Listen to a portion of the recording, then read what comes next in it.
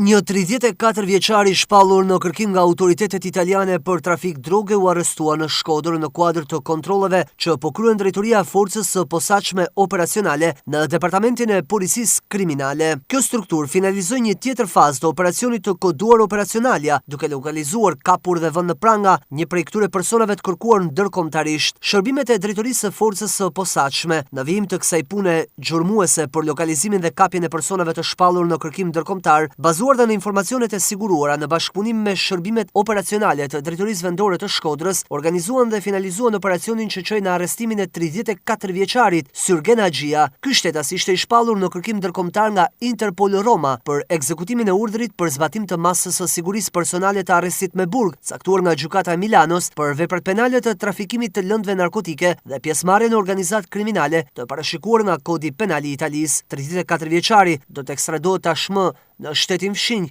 për të përgjigjur mbi akuzat që rëndojnë mbi të.